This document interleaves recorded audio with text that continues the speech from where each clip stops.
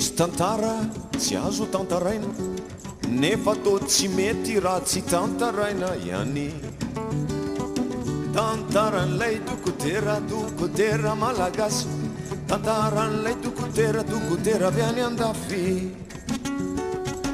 nilaza ny leila fa lafo ny fitsabona avy any andafy raha hitsabona ny malagasy tsy maharaka an'izany Yakamaruanireo marary mahery ny fomban-drazana mahery ny fomban-tany mahery ny ombiasy mahery ny pimasy mahery ny biskidy mahery ny mpanandro mbola misy azy ireo ny fiainana isanandro ka nianatra ny fomban-tany ilay dokotera nianatra ny fomban-tany ilay dokotera reo mpitana ny fomba gasy no nampianatra azy amin'izany laza reo mpampianatra fa tsy aretin'olona ihany no aretina tsaboina fao koa ny aretiny tany mitombo isanandro ireo aretina maro manerana nosy manontolo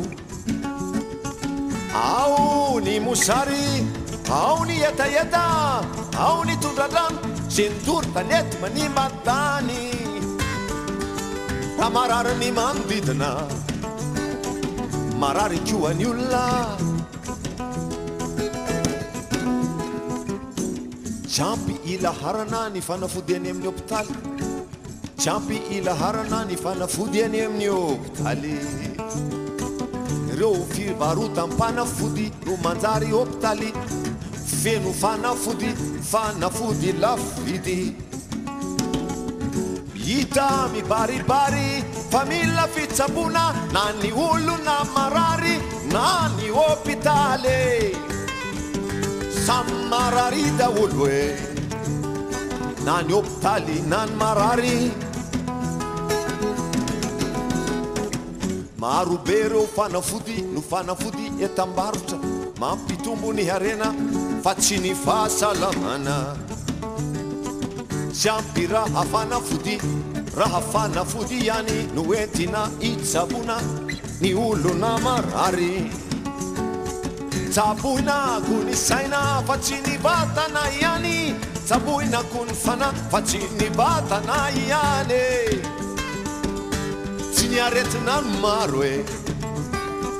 fa ny olona marary ny tena maro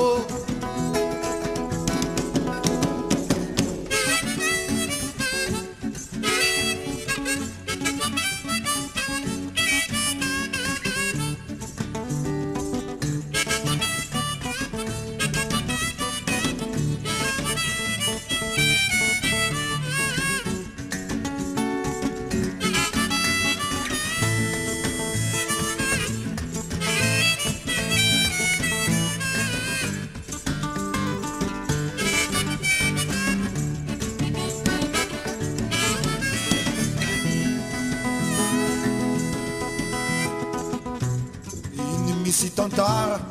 tsy azony tantaraina nefa tô tsy mety raha tsy tantaraina ihany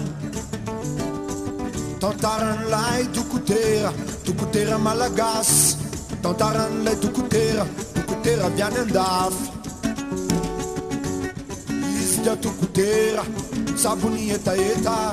tsabony tondradrano tsabony toro-tanety dokotera mivezivezy tsy mba miasa amin'ny hôpitaly dokotera mivezivezy mitsabo ny torotanety